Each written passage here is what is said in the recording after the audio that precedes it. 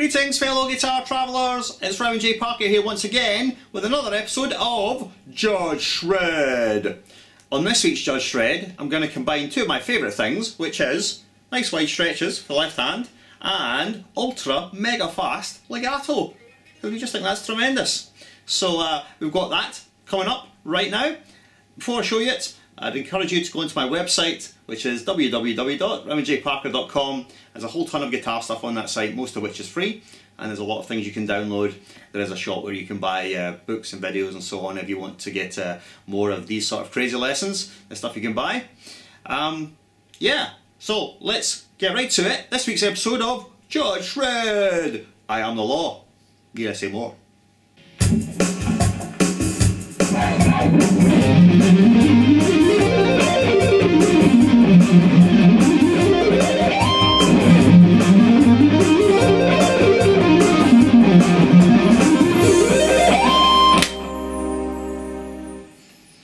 And there we have it.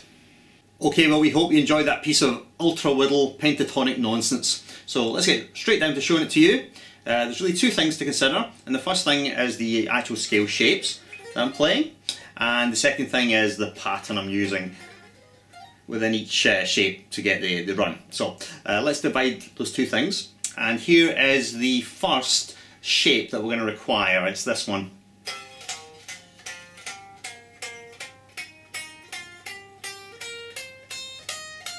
Which is C minor pentatonic, 3 notes on a string, and you can probably hear there's some doubled notes. I'm just leaving the doubled notes in because I think they sound interesting, and also, to be honest, it just makes it technically easier, so I'm not having to kill myself with, you know, mental position shifts. So that's the first scale shape. I'll give you the verbal tab for it. So we're on low E 8, 11, 13, and then A 8, 10, 13, and then D 8, 10, 13, and then G 8, 10, 12, and then B is 8, 11, 13, and E is again 8, 11, 13. Now the fingering is up to you, but this is the fingering that works for me. Fingers 1, 3, 4, 1, 2, 4, 1, 2, 4, then 1, 2, 4 again, and then 1, 3, 4, it's a tricky bit, and then 1, 3, 4 again. Alright, so that's how I finger that one. You may prefer a slightly different fingering, it's up to you, but that's just what works for me. So that's the first shape that we'll need.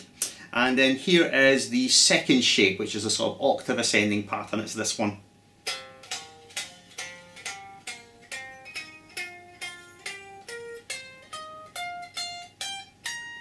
Which you can probably hear is just the same 6 notes played in 3 different octaves. So I'll just go ahead and show that to you. So we've got, once again, low E 8, 11, 13, and then we've got A 8, 10, 13. Okay, these 6 notes.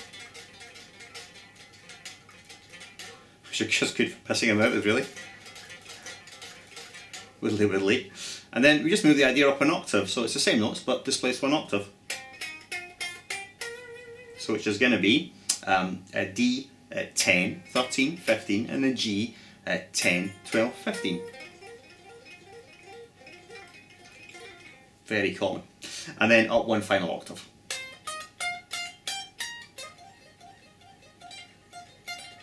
Alrighty, and that is what we got. We've got B 13, 16, 18, and then E 13, 15, 18. And the fingering for each octave that I'm using, and you'll probably use as well, is fingers 1, 3, 4, 1, 2, 4. That seems to work for me.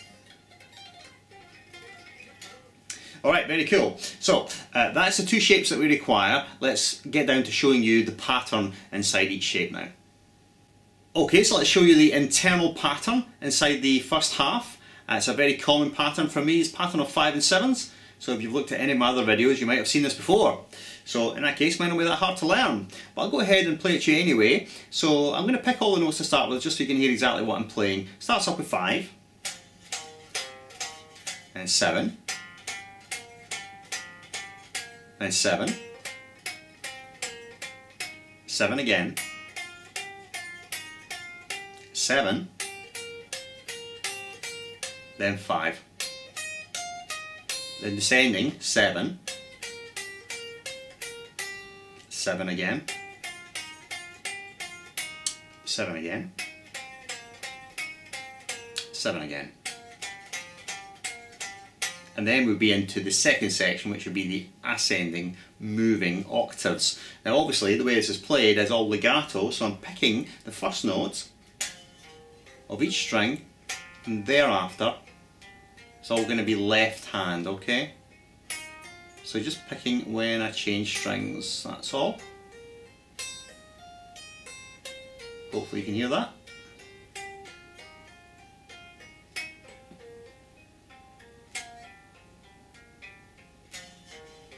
Okay, so up to tempo, sound like. Alright, and timing, it's kind of hard to explain exactly what's going on with the timing. I'm sort of squashing the notes in artificially, so you've got some quintuplets and some septuplets, though I suspect that at the tempo I'm playing them at, they might even be quicker than that. So it's an artificial squash of the note values to make them fit into the time. Maybe at the end I will demonstrate it with some sort of backing so you can hear, rhythmically how it works. Alright, so that's the first half, and now let's go ahead and show you the pattern inside the second half. Alright, let's do it. Okay, now here's the second half, which is based on our moving octave shape.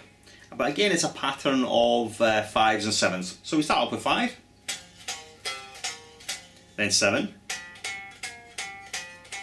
moving now, 7, 7 again, 7 again, and then just 3 and a little slide up to the top note, which is C, just to resolve the line. Oops. You get the idea. Alright, so once again, pick the first note, and then it's all going to be left hand otherwise. So just picking once as we change string.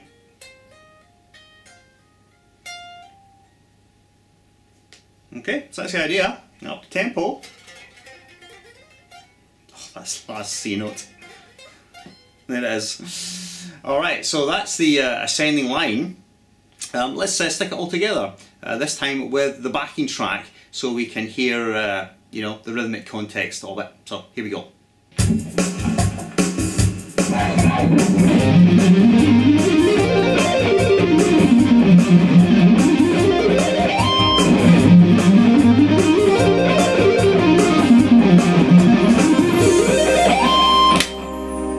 Well, that does it for another episode of Judge Shred. We hope you enjoyed that one, and despite the insanely fast tempo and the wide stretches, we hope you managed to get it together. So join me next time for more crazy shredding madness. Before I sign off, I'd like to tell you how you can contact me, apart from going to the website. I'm on Twitter, that's at Rowan J Parker. You can download backing tracks and things like that at SoundCloud, which is Rowan-Parker, and I'm on Facebook, and Facebook page is Rowan J Parker. And of course I'm on YouTube, which you're watching, but the YouTube channel is Rowan J Parker if you want to find more videos. Great, well, it's been a blast. I've enjoyed this one, and yeah, more crazy stuff next time. Cheers, signing off, and keep shredding.